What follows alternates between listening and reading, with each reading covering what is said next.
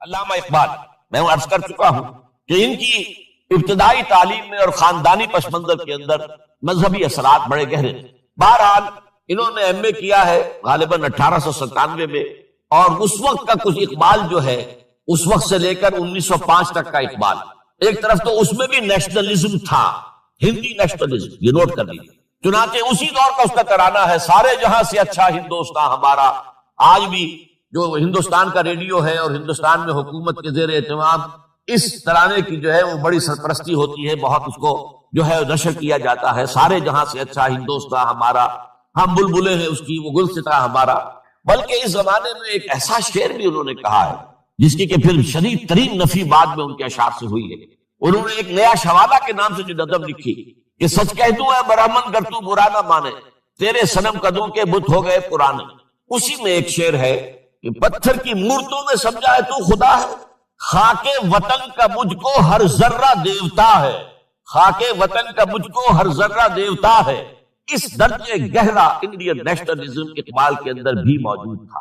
لیکن جب اقبال انگلستان گئے ہیں، یہ 28 برس کی عمر میں انگلستان گئے سن 1905 میں، اور 3 سال وہاں رہے انگلستان اور جرمنی، اور بیرسٹری بھی کی، اور چونکہ فلسفی تھے پی ایچ ڈی بھی کر کے آئے۔ اس عرصے میں معلوم ہوتا ہے کہ اقبال کی قلب ماہیت ہو۔ یہ میرا ایک تجربہ ہے، بڑا پرانا ہے، میرا مشاہدہ تھا۔ 1970 میں پہلی مرتبہ میں انگلستان گیا تھا، میرے چھوٹے بھائی وہاں زیر تعلیم تھے، انہوں نے بلایا تھا۔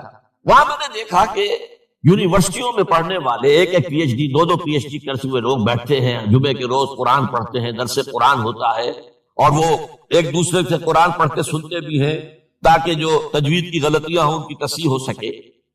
اور میں نے سوچا کہ پاکستان میں اس سطح کے لوگ جو ہیں کبھی اس قسم کی مصروفیت میں مبتلا مجھے تو نظر نہیں آئے۔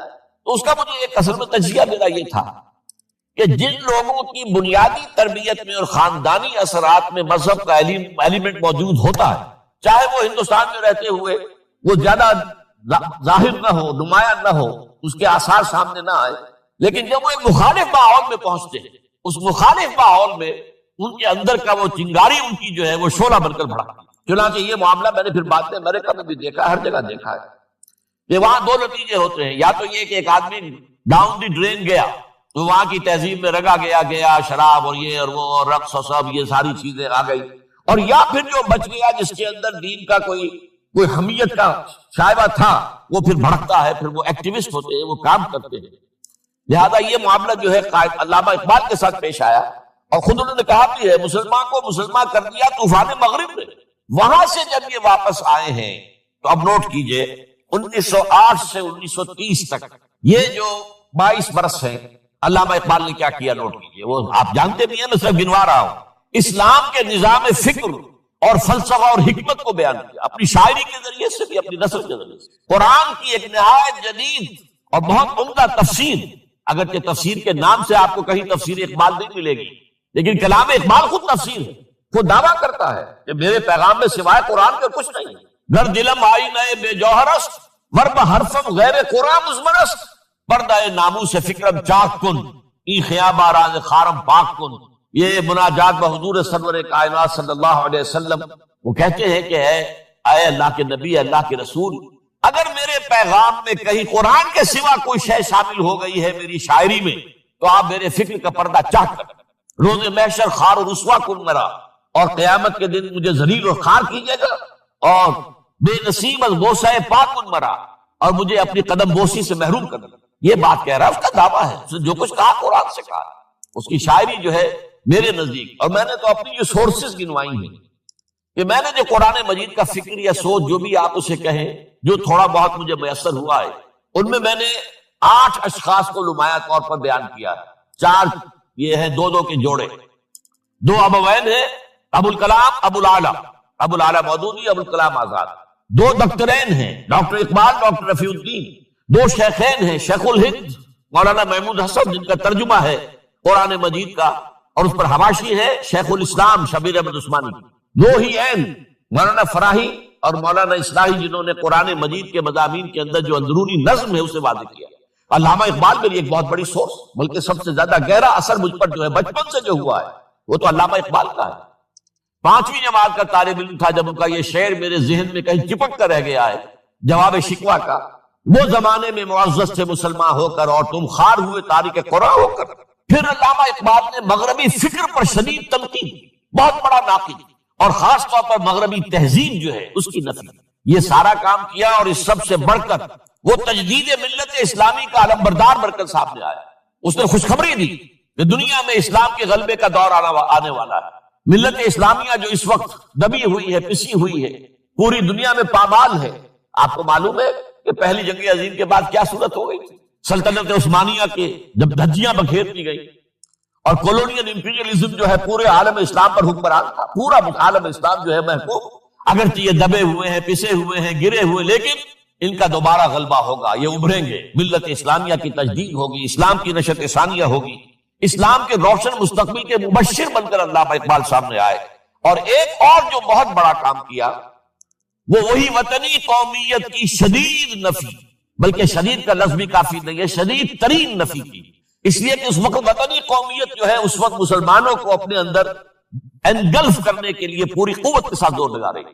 میں نے علامہ اقبال کے حوالے سے جو باتیں کی ہیں کہ احیاء فکر اسلامی اور تجدید ملت اسلامی، اس کے ساتھ ساتھ ہندوؤں میں کیا ہو رہا تھا اس دور میں، ان کے ہاں بھی ان کی مذہبی تجدید کا عمل بڑی شدت کے ساتھ شروع ہوا۔ اس میں بھی چند ناموں کا میں تذکرہ کرنا چاہوں گا۔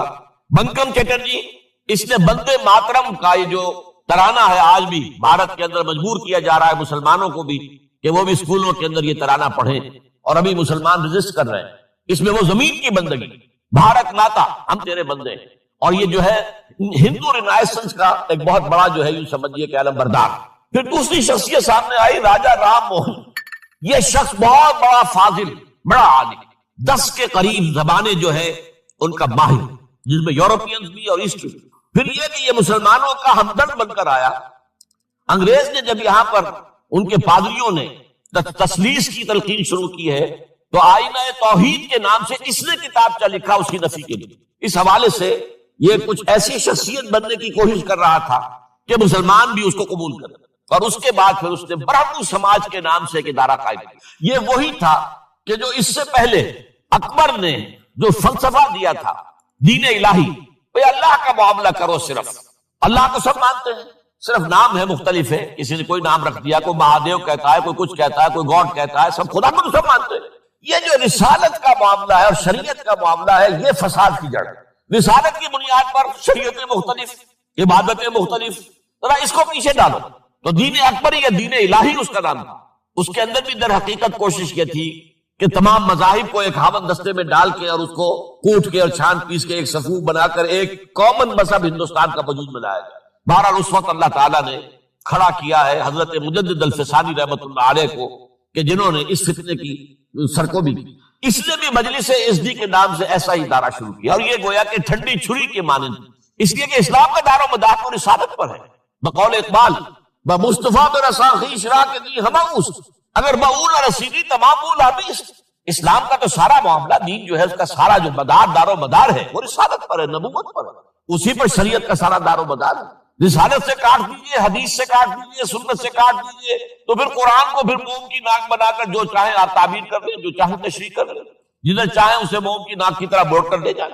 بہرحال اس معاملے میں بھی پھر ایک تیسری تحریک جو شروع ہوئی وہ بہت ملیٹنٹ تھی، آریہ سماج، دیانند سرسوتی، یہ ملیٹنٹ تھی اور بڑی اس کی جو ہے پذیرائی ہوئی ہندو معاشرے میں۔ انہوں نے کھل کر یہ کہا کہ ہندوستان صرف ہندوؤں کا ملک ہے، یہاں مسلمانوں کے لیے